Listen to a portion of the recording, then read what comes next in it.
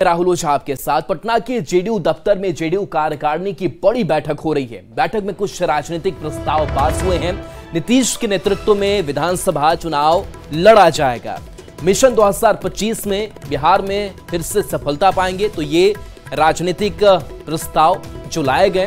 पंचायत और booth level पर JDU मजबूत होगा। इसके साथ साथ ये भी प्रस्ताव लाया गया कि हर बूथ पर 10 कार्यकर्ता की टोली तैनात होगी। संगठन और सहयोगी दल से समन्वय पर भी जोर दिया गया। आनंद अमृतराज हमारे साथ फोन लाइन पर न्यूज 18 संवाददाता हैं।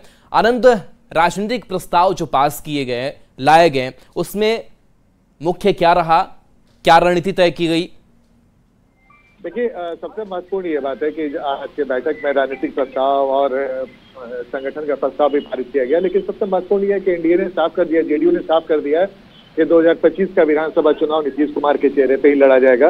उसके अलावा कई सारी महत्वपूर्ण बात की जानकारी दी गई। सबसे महत्वपूर्ण बात है कि जेडीयू में समता पार्टी के समय से जो नेता जुड़े हुए हैं और भले ही वो शारीरिक रूप से स्वस्थ न हो, लेकिन अगर उनके पास अनुभव है और वो अपने अनुभव का फायदा जेडीयू को दे सकते हैं तो सम्मान आयोजन नाम की एक कार्यक्रम की शुरुआत हो सकती है, जो जेडीयू के बुजुर्ग नेताओं के पास पार्टी जाएगी और उनके अनुभव का फायदा उठाएगी। इसके अलावा ये भी पारित किया गया है कि संगत पंगत नाम से कार्यक्रम चलाया जाएगा, जिसमें घटक दल के नेता आपस में मिलेंगे समय समय पे, ताकि विपक्ष जो आरोप लगा रहा है या फिर विपक्ष के आरोपों को कैसे जवाब देना है, इस बारे में फैसला किया जाएगा। इसके अलावा ये भी किया गया कि नौकरी को लेकर साफ किया गया कि जेडीयू के राजनीतिक प्रस्ताव में कि नौकरी मतलब नीतीश और नीतीश मतलब नौकरी और नौकरी मतलब बिहार, ये तमाम बातों को इसमें जोड़ा गया। इसके अलावा महत्वपूर्ण बात ये भी है कि जो घटक दल के नेता हैं, राज्य स्तर पे हो या प्रखंड स्तर पे, वो आपस में मिलेंगे। सबसे बड़ी बात है राहुल, आपको याद होगा कि 2020 के विधानसभा चुनाव में इसी बात का आरोप लगा था कि एनडीए का गठबंधन तो हो गया जेडीयू बीजेपी का, लेकिन जमीनी स्तर पे कार्यकर्ताओं का गठन नहीं,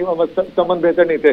लेकिन इस बार जेडीयू के प्रस्ताव में साफ साफ किया गया कि घटक दल के जो नेता हैं वो राज्य स्तर पर, प्रखंड स्तर पर मिलते रहेंगे और जो भी गलतफहमियां होंगी उसे समय रहते दूर किया जाएगा, ताकि संगठन और घटक दल के अंदर किसी तरीके से गड़बड़ी न हो। ये महत्वपूर्ण था। इसके अलावा जेडीयू ने राजनीतिक प्रस्ताव भी पारित किया गया है।